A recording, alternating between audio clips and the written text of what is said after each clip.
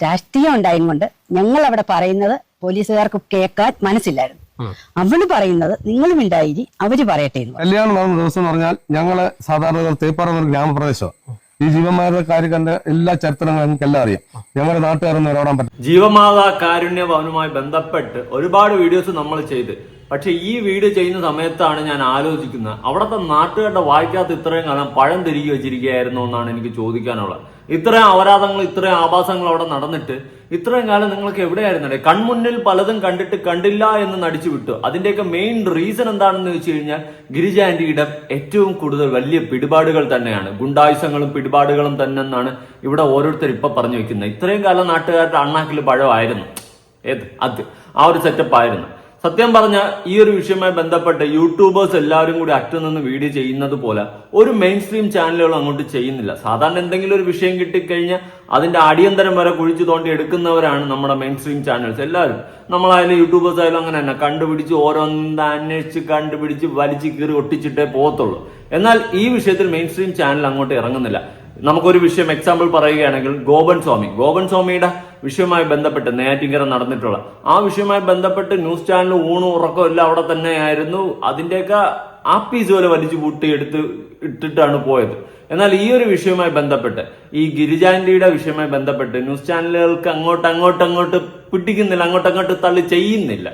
എന്തോ ഒരു പിൻവലി, ഒരു വലിവ് പോലെ ഒരു സാധനം ഫീൽ ചെയ്യുന്നുണ്ട്. അതുപോലെ ഒളിവിലായിരിക്കുന്നു എന്നാണ് പറയുന്നത് പോലീസുകാർ. ഈ ഗിരിജ ആന്റിയും വിഷ്ണു രണ്ടുപേരെ അറസ്റ്റ് ചെയ്യാൻ പറ്റുന്നില്ല. ഒരു സാധാരണക്കാരൻ ഒളിവിൽ പോയ അവനെ അതോടെ പിടിക്കുക, അല്ലെങ്കിൽ ആദ്യം അവന്റെ കുടുംബത്തിനെ പിടിച്ചിട്ട് എടുത്തിട്ട് കിണ്ടി അലക്കിയിട്ട് വലിച്ചു കീറി കെട്ടിക്കും. പക്ഷെ ഗിരിജാന്റെ ഒളിവിൽ പോയിട്ട് പിടിക്കാൻ പറ്റുന്നില്ല.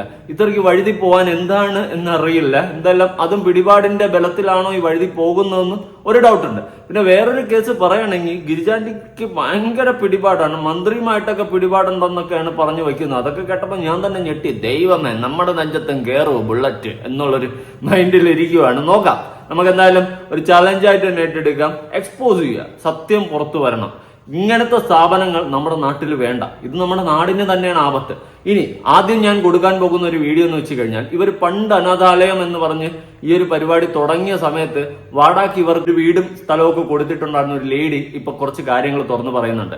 അതായത് അന്ന് അവർ കാണാൻ പാടില്ലാത്ത പലതും അവിടെ കണ്ടിട്ടും അവര് കൈയും കെട്ടി നിന്നു എന്നാണ് ഇന്ന് അവർ വന്ന് പറയുന്നത്. സത്യം പറഞ്ഞ് എനിക്ക് നിങ്ങളടുത്ത് പുച്ഛമാണ് തോന്നിയത്. ഇന്ന് ഈ കാര്യം വന്ന് ഇങ്ങനെ ജനങ്ങളെ മുന്നിൽ പറഞ്ഞപ്പോൾ, ഇത് ഇത്രയും കത്തിയപ്പോൾ, അതുവരെ നിങ്ങളൊന്നും മിണ്ടാതെ പ്രതികരിക്കാതെ ഇത്രയും അപരാധം കൺമുന്നിൽ കണ്ടിട്ട് പോലും ഒരു അക്ഷരം പോലും മിണ്ടിയില്ല. ഇവരെയൊക്കെ വളർത്തി അങ്ങ് വിട്ടിരിക്കുകയാണെന്നാണ് എനിക്ക് മനസ്സിലാക്കാൻ സാധിച്ചിട്ടുള്ളത്. ഞാൻ ഒരു ടൈപ്പിൽ എടുത്ത് നോക്കുന്ന സമയത്ത് ഇത്രയും പച്ച അപരാധങ്ങൾ കാണിക്കുന്ന ആൾക്കാർ മാത്രം ഈ സൊസൈറ്റിയിൽ വളർന്ന് പന്തലിച്ച് വലുതായിക്കൊണ്ടിരിക്കുന്നു. എന്നാൽ ജനുവിനായിട്ട് ജീവിക്കുന്നവൻ അതോടെ അടപടലം തേഞ്ഞൊട്ടിക്കൊണ്ടാണ് ഇരിക്കുന്നത്. എന്തെല്ലാം കൊള്ളാം. നമുക്ക് ആ വാടാക്കി വസ്തു കൊടുത്ത് ആന്റി പറയുന്നത് കേട്ടു നോക്കാം. എന്ത് പരിപാടി ഉണ്ടായാലും എന്നെ അറിയിക്കും, ഞാൻ ഇവിടെ വരും. ഒരു ദിവസം ഞാൻ ഇവിടെ വന്നപ്പോൾ കണ്ട കാഴ്ച എനിക്കിവിടെ പറയാൻ പറ്റുമെന്നറിയില്ല. ഈ ഗിരിജ എന്ന് പറഞ്ഞവരുടെ അമ്മയുടെ അനിയത്തിയുടെ മകൻ ഒരു അന്തേവാസിയെ ബലാത്സംഗം ചെയ്യുന്നതാണ്. ചേച്ചി നേരിട്ട് ഞാൻ കണ്ടോണ്ട് വരുന്നത്. പക്ഷെ ഞാൻ ഇത് അവരോട് പറഞ്ഞിട്ടില്ല. പറഞ്ഞു കഴിഞ്ഞാൽ അത് അവര് അംഗീകരിക്കത്തില്ല. ഞാൻ കാണുകയും കഥവ് തള്ളി തുറന്ന് അങ്ങോട്ട് ചെല്ലാനും ഇതാ കാണുന്നത്. ഇവിടുത്തെ അന്തേവാസി 35 വയസ്സ് വല്ല ഒരു തലയ്ക്ക് സ്ഥിരമില്ലാത്ത ഒരു അന്തേവാസിയാണ്. അപ്പം ഞാൻ പെട്ടെന്ന് ആ കഥവ് ചാരി. അതുപോലെ ഞാൻ ഒന്നും മിണ്ടിയില്ല. എനിക്ക് കണ്ടപ്പോൾ ഭയങ്കര വിഷമം. കാരണം വെച്ചാൽ ഈ വീട്ടിനകത്ത് ഇത് നടന്നല്ലോ. ഞാൻ പെട്ടെന്ന് ഇറങ്ങി പേടിച്ചു വെച്ചാൽ ഈ സംഭവമാണല്ലോ ഇവിടെ നടന്നത്. നല്ലതാ, പേടിച്ച് ഓടിപ്പോയിട്ട് വീട്ടിൽ പോയിട്ട് തലേണ എടുത്ത് വെച്ചിട്ട് കിടന്നിട്ട് പുതപ്പിട്ട് മൂടി കിടന്ന് ഉറങ്ങി എണീറ്റ് പോ. ഇങ്ങനെ തന്നെ ചെയ്യണം. ഇത്രയും ഒരു പച്ച അപരാധം കൺമുന്നിൽ കണ്ടിട്ട് അന്ന് എന്തുകൊണ്ട് പോലീസിന്റെ അടുത്ത് പറഞ്ഞില്ല, അല്ലെങ്കിൽ നിയമത്തിന്റെ വഴി തേടി പോയില്ല? ഇവർക്കെതിരെ തക്ക നടപടി എടുക്കാൻ വേണ്ടിയിട്ട് കേസ് കൊടുക്കാൻ പോയില്ല. ഇത്രയും പച്ച അപരാധം, തലയ്ക്ക് സ്ഥിരമില്ലാത്ത ഒരു സ്ത്രീയെ ഒരുത്തനെ ഉപദ്രവിച്ചിട്ട് നിങ്ങൾ കണ്ടിട്ട് കൈയും കെട്ടി നിന്ന് വീട്ടിൽ പോയി കിടന്ന് ഉറങ്ങിയെങ്കിൽ നിങ്ങൾ തെറ്റുകാരിയെന്നേ ഞാൻ പറയത്തുള്ളൂ. എന്തുവാ കാണിച്ചത്? അറിയാൻ പാടില്ലാത്തതുകൊണ്ടാണ് ചോദിക്കുന്നത്. ഇങ്ങനത്തെ അപരാധങ്ങൾ കൺമുന്നിൽ കണ്ടിട്ട് കൈയും കെട്ടി നിൽക്കുന്നുണ്ടെങ്കിൽ എനിക്കൊന്നും പറയാനില്ല. നാളെ നിങ്ങളുടെ മക്കളോ നിങ്ങളുടെ കുടുംബത്തിലോ വേണ്ടപ്പെട്ട ആർക്കെങ്കിലും ഇതുപോലെ സംഭവിച്ചാലും നിങ്ങളുടെ കൺമുന്നിൽ നടന്നാലും നിങ്ങൾ കൈ കെട്ടി നിൽക്കുമോ? എനിക്കറിയാൻ പാടില്ലാത്തതുകൊണ്ട് ചോദിക്കുക. ഇത്തരം പച്ച അപരാധം കണ്ടിട്ട് ഇറങ്ങി ഓടിയെന്ന് എനിക്ക് കണ്ടിരിക്കാൻ പറ്റിയില്ലെന്ന്. മറ്റേ സിനിമയില്ലാത്ത ഓടിയത് എന്നെ കൊണ്ടൊന്ന് പറയിപ്പിക്കല്ലേ. ഇരിക്കുമ്പോഴാണ് തേപ്പുപാറയെന്ന് ഒരു വസ്തു ഉണ്ടെന്ന് പറഞ്ഞ് കൊടുത്ത ഇവിടെ ഒന്നല്ല. ഞങ്ങളോട് പറഞ്ഞു ഇതുപോലെ പിന്നെ ഞങ്ങളുടെ ഒരു വീട് വെക്കുകയാണ്, സഹകരിക്കണം ഓക്കെ നല്ല കാര്യം എന്ന്. അങ്ങനായി വീടൊക്കെ കൊടുത്തു. ഏറ്റവും അവസാനം ഇവരെ എല്ലാം ഇളക്കിക്കൊണ്ട് അങ്ങ് പോയി. എല്ലാ കട്ടില് വയറിങ് വരെ ഇളക്കി എല്ലാം കൊണ്ടുപോയി. അപ്പൊ സ്വാമി പറഞ്ഞു 15,000 രൂപ ഞാൻ തരത്തില്ല, ഞങ്ങൾ അത് തന്നെയല്ല മലിനജലം, കക്കൂസിന്റെ മലിനജലം കിണറിലോട്ട് അവര് പിന്നെ അവിടുന്ന് വീഴ്ത്തി. അങ്ങനെയുള്ള ഉപദ്രവങ്ങൾ മൊത്തം ചെയ്തിട്ടാണ് ഇവര് പോയത്. അതായത് ഇവരിവിടെ നിന്ന് മാറിപ്പോകുന്നതിന് മുന്നേ ഇവർക്കിട്ട് പണി കൊടുത്തിട്ടാണ് ഗിരിജ ആന്റിയും ടീമും പോയെന്നാണ് ഇവർ പറഞ്ഞു വെക്കുന്നത്. അത്യാവശ്യം നന്നായി, അത്രയെങ്കിലും കിട്ടണം. കാരണം ഇത്രയും കൺമുന്നിൽ ഒരു പച്ച അപരാധം കണ്ടിട്ട് പ്രതികരിച്ചില്ല, ഇപ്പൊ വന്ന് നിന്നിട്ട് പ്രതികരിക്കുന്നു. നല്ലതാ. അന്നേ ഇതിനെയൊക്കെ വെട്ടി വീഴ്ത്തിയിരുന്നെങ്കിൽ, ഈ അപരാധമൊക്കെ കണ്ടപ്പോഴേ ഇത്തരം അനാഥാലയങ്ങൾ അങ്ങ് പൂട്ടിക്കെട്ടിയിരുന്നെങ്കിൽ ഇന്ന് ഇതുപോലത്തെ അപരാധങ്ങൾ ഇത്രയും പീക്ക് ലെവലിൽ നടക്കത്തില്ല. ഇതിപ്പോ ആൾക്കാരുടെ മുന്നിൽ കണ്ട കാര്യങ്ങളാണ് നിങ്ങൾ വന്ന് പറയുന്നത്. കാണാതെ എന്തുമാത്രം പച്ച അപരാധങ്ങൾ നടന്നു കാണും. ചിന്തിച്ചു നോക്ക്. നിങ്ങളുടെ വീട്ടിന്റെ അകത്ത് വെച്ചിട്ടല്ല അന്ന് ഈ സംഭവം നടന്നത്. ഇനി പറഞ്ഞു കഴിഞ്ഞാൽ കേസായി കഴിഞ്ഞാൽ നിങ്ങളുടെ വീട് മസ്തും പോകുന്നുള്ളൊരു മൈൻഡും ആയിരിക്കും ചിലപ്പോ, മേ ബി, പറയാൻ പറ്റത്തില്ലേ. രാഷ്ട്രീയം ഉണ്ടായും കൊണ്ട് ഞങ്ങൾ അവിടെ പറയുന്നത് പോലീസുകാർക്ക് കേൾക്കാൻ മനസ്സില്ലായിരുന്നു. അവള് പറയുന്നത് നിങ്ങളും ഉണ്ടായി, അവര് പറയട്ടെ എന്ന് പറയും. ഇവർക്ക് ഒരുപാട് പിടിപാടുണ്ട്. ഇഷ്ടം രാഷ്ട്രീയക്കാർ തന്നെ പിടിപാടുണ്ട്. പിന്നെ അങ്ങനെ മെമ്പർമാർ, ഇപ്പൊ മെമ്പർമാര് പഞ്ചായത്ത് പ്രസിഡന്റ് എല്ലാം അവരുടെ കൈയാണ്. രണ്ടാം വാർഡിലല്ല, 4-ാം വാർഡിലെ മെമ്പർ. MLA ഇല്ലാത്ത പരിപാടിയില്ലായിരുന്നു. ചിറ്റയൻകുമാർ, ഗണേഷ് കുമാർ, ഇവരൊക്കെ ഗണേഷ് കുമാറും ഉണ്ട് ഇവിടെ. അതെ, ഇപ്പൊ അല്ല, നേരത്തെ അവരാരും ഇല്ലാത്ത പരിപാടി ഇല്ല. പിന്നെ രാജീവ്, അങ്ങനെ കുറെ വമ്പന്മാർ ഇവരുടെ കയ്യിലുണ്ട്. അപ്പം നമ്മളൊക്കെ ഒന്നും പറഞ്ഞാല് കേസ് അവിടെ ഇല്ല. അദ്ദേഹത്തിന് ഒരു പരാതിയുണ്ട്. ആ പരാതിയൊക്കെ പോട്ടെ. കാര്യം അവള് വിളിച്ചു പറഞ്ഞു, വേണമെന്ന് പറഞ്ഞാൽ ഗണേഷ് കുമാറും ചിറ്റൻകുമാറും അല്ലേ ഇവിടെ കിടക്കുന്നത്. ശരി, വേണ്ടെന്ന് പറഞ്ഞു. ഞാൻ പോകുന്നു.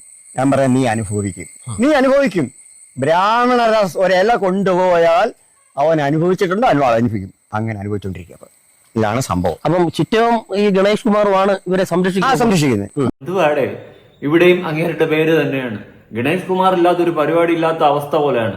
പിന്നെ നല്ല പിടിപാടുണ്ട്. ഗണേഷ് കുമാർ ഉൾപ്പെടുന്ന മന്ത്രിമാരാണ് സഹായിക്കുന്നതും അവരാണ് സപ്പോർട്ട് ചെയ്യുന്നതെന്നാണ് ഇവിടെ നാട്ടുകാരൊക്കെ പറഞ്ഞു വയ്ക്കുന്നത്. എന്തുവാടേ, എനിക്കറിയാൻ പാടില്ല. ഇതൊക്കെയാണ് ഇവിടെ നടക്കുന്നത്. ഇപ്പോഴാണ് നാട്ടുകാരൊക്കെ ഒന്ന് ഇറങ്ങി നിൽക്കുന്നത്. കാരണം അവർക്കിട്ട് പണിയായി, കേസായി എന്നുള്ള സംഭവം വന്നപ്പം. അതുപോലെ അനാഥാലയം പൂർണ്ണമായിട്ട് പൂട്ടിയിട്ടില്ല. മരുമകനും മോളും കൂടി ഇപ്പൊ നടത്തുന്നുണ്ട്. എന്തിനാണ്? മരുമകനെ കുറിച്ചിട്ടും മോളെ കുറിച്ചിട്ടുള്ള കാര്യങ്ങൾ നാട്ടുകാർ പറയുന്നുണ്ട്. എന്തിനാണ് ഇപ്പൊ അവര് വെച്ച് അങ്ങ് നടത്തുന്നത്? അവർക്കെതിരെ കേസ് എടുക്കണ്ടേ? അവർക്കെതിരെ നിയമ നടപടി എടുക്കണ്ടേ? ഇത് നടത്തുന്നുണ്ടെങ്കിൽ ഇനി വേറെ ആൾക്കാർ, ഗവൺമെന്റ് ഏറ്റെടുത്ത് ആ രീതിയിൽ നടത്തണം. അല്ലാത്തടത്തോളം കാലം ഇത്തരം സ്ഥാപനങ്ങൾ ഇനി വേണ്ട. എന്തിനാണ് അനാഥാലയം എന്ന് പറഞ്ഞുകൊണ്ട് ഈ പച്ച അപരാധങ്ങൾ കാട്ടിക്കൂട്ടുന്ന സ്ഥലങ്ങൾ? അതിന്റെ ആവശ്യമൊന്നുമില്ല. അതിന്റെ ആവശ്യം ഉള്ളതായിട്ടും എനിക്ക് തോന്നുന്നില്ല. പിന്നെ ഇനി വിഷ്ണു ഒരു കല്യാണം കഴിച്ചല്ലോ, മറ്റേ ആ ഒരു കുട്ടിയെ. ആ ഒരു വിഷയവുമായി ബന്ധപ്പെട്ട് ആ കുട്ടിയെ ഉൾപ്പെടെ ഇവര് ഓരോ ടോർച്ചർ ചെയ്തിട്ടുണ്ടെന്നുള്ളൊരു കാര്യം കൂടി പുറത്ത് പറയുന്നുണ്ട് നാട്ടുകാര്. അന്നേ ദിവസം, കല്യാണത്തിന്റെ അന്നേ ദിവസം, തലേ ദിവസമായിട്ടൊക്കെ കണ്ട കാര്യങ്ങൾ നാട്ടുകാര് പുറത്ത് പറയുന്നുണ്ട്. അപ്പൊ ഇതൊക്കെ വെച്ച് നോക്കുമ്പോൾ വളരെ അധികം അപരാധങ്ങളാണ് നടന്നിട്ടുള്ളത്. അതുപോലെ യൂട്യൂബ് വീഡിയോ ഒക്കെ എടുത്തു കഴിഞ്ഞാൽ, ഇന്റർവ്യൂ ഒക്കെ എടുത്തു കഴിഞ്ഞാൽ നന്മയുള്ള ലോകമേ, ആ ഒരു സെറ്റപ്പാ. അതൊക്കെ ഒന്ന് മാറ്റി എഴുതേണ്ട സമയം കഴിഞ്ഞിരിക്കുന്നു. നാട്ടുകാരൻ പറയുന്നത് കേട്ടുപോകുക. കല്യാണം നടന്ന ദിവസം എന്ന് പറഞ്ഞാൽ ഞങ്ങള് സാധാരണ തേപ്പാറ ഗ്രാമപ്രദേശമാണ്. ഈ ജീവന്മാരുടെ കാര്യം കണ്ട എല്ലാ ചരിത്രങ്ങളും ഞങ്ങൾക്ക് എല്ലാം അറിയാം. ഞങ്ങളുടെ നാട്ടുകാരൊന്നും ഇടപെടാൻ പറ്റത്തില്ല, അത്ര ഭീഷണിയാണ്. ആ മോളിൽ ഭയങ്കര പിടിപാടുള്ള. ആ കല്യാണ ദിവസം സന്ധ്യക്ക് ഞങ്ങളുടെ എന്റെ ഒരു സുഹൃത്തിന്റെ വീട്ടില് ഈ രാത്രി 6:45-7 മണിയായപ്പോ ഈ പെണ്ണു, ഈ കല്യാണം കഴിഞ്ഞ കുട്ടി ആ താലിച്ചരടുമായിട്ട് ഓടി എന്റെ സുഹൃത്തിന്റെ വീട്ടിലെത്തി. എത്തിയെന്ന് പറഞ്ഞാൽ അവിടെ സിറ്റോട്ടിൽ മഴ എന്ന് പറഞ്ഞു, ചേച്ചി എന്നെ രക്ഷിക്കണം, എന്നെ പീഡിപ്പിക്കാൻ എന്ന് പറഞ്ഞു. ആ വീടിന് 5 വീടിന് അപ്പുറത്താണിത്. കാടും തോടും കടന്നു വേണം കയറാൻ. അവിടെ പകല് പോലും മനുഷ്യർ പോകാത്തൊരു സ്ഥലമാണ്. ആ സ്ഥലത്തൂടാണ് ഇവിടെ ഓടി വിടുന്നത്. കല്യാണ ദിവസം രാത്രി 7 മണിക്ക്. അപ്പൊ ഞാനും എന്റെ സുഹൃത്തും കൂടെ ജംഗ്ഷനിൽ ഇരുന്നപ്പം ഇവിടുത്തെ അന്നമാമ എന്ന് പറയുന്ന ഒരു സ്ത്രീയുണ്ട്. ആ സ്ത്രീയോട് പറഞ്ഞ, മാമ ഞങ്ങൾക്ക് പേടി, അമ്മാമ വിളിക്കാൻ പറഞ്ഞ് ഫോൺ കൊടുത്തു. വിളിച്ചപ്പോഴേ അവിടെ നടക്കുന്ന പൂരപ്പാട്ട് മൊത്തം നമ്മൾ കേട്ടോണ്ടിരിക്കുക, ഫോൺ സ്പീക്കറായിട്ടേക്കുക. അപ്പൊ പറഞ്ഞു, ഇവിടെ മകൾ ഇവിടെ എന്ന് പറഞ്ഞ് ആ അമ്പലത്തിനോട്, ഏത് അമ്പലം, മോനെ പൂ മോനെ, എത്ര അമ്പലം ഉണ്ടാ കേരളത്തില് എന്നും പറഞ്ഞ് ഇവിടെ കെട്ടിയവനാണ് ഈ സംസാരിക്കുന്നത്. കെട്ടിയവനാണ്. അവന് തുരുമ്പ് വെളിവില്ല. അവിടെ അങ്ങ് പാർട്ടി നടക്കുക. തമിഴ് പാട്ടും മറ്റേ പാട്ടും പൂരപ്പാട്ടുകൾ നടന്നുകൊണ്ടിരിക്കും. സബാഷ്, ആ കുട്ടിയുടെ അവസ്ഥ അടക്കം വളരെയധികം പരിതാപകരമാണ്. എന്താണ് ഈ അനാഥാലയം എന്ന് പറയുന്ന ഈ സ്ഥലത്ത് നടന്നിട്ടുള്ള? സത്യം പറഞ്ഞാൽ ഇനിയും കുറെ കാര്യങ്ങൾ പുറത്തു വരാനുണ്ട്. എല്ലാം വരട്ടെ, ഒന്നും വിടണ്ട. നാട്ടുകാർ ഇനിയെങ്കിലും ഒന്ന് ആരോഗ്യത്തോടെ നില്ല്. ഇനി ആ സ്ഥാപനം അവിടെ തുടർന്ന് പ്രവർത്തിക്കേണ്ട ഗതി ഉണ്ടാക്കരുത്. നിങ്ങൾ നാട്ടുകാർ ഇനിയെങ്കിലും ഒന്ന് തന്റെ അടുത്തോടെ ഈ ഒരു വിഷയത്തിൽ ഇടപെടും. നിങ്ങൾ എല്ലാവരും ഒരുമിച്ച് നിന്ന് കഴിഞ്ഞാൽ ഇതെല്ലാം ഫ്ലോപ്പാ. അത് ആദ്യം ഒന്ന് മനസ്സിലാക്കിക്കൊള്ളാം. എന്തായാലും ഈ ഒരു വിഷയവുമായി ബന്ധപ്പെട്ട് നിങ്ങളുടെ അഭിപ്രായങ്ങളും കാര്യങ്ങളും ഉറപ്പായിട്ട് താഴെ കമന്റ് ചെയ്യാം. അതുപോലെ പ്രായപൂർത്തിയാകാത്ത ഒരു കുട്ടിയുമായിട്ട് നടക്കാൻ പാടില്ലാത്ത പരിപാടി നടന്നു കഴിഞ്ഞാൽ അത് ആ കുട്ടിയുടെ തെറ്റായിട്ട് കൺസിഡർ ചെയ്യാൻ പറ്റത്തില്ല. അതുകൊണ്ട് നടക്കാൻ പാടില്ലാത്തൊക്കെ നടന്നിട്ടുള്ളത് കൊണ്ട് തന്നെ നടപടികളൊക്കെ എടുക്കുക. പുതിയൊരു വീഡിയോ ആയിട്ടാണ്. ബൈ.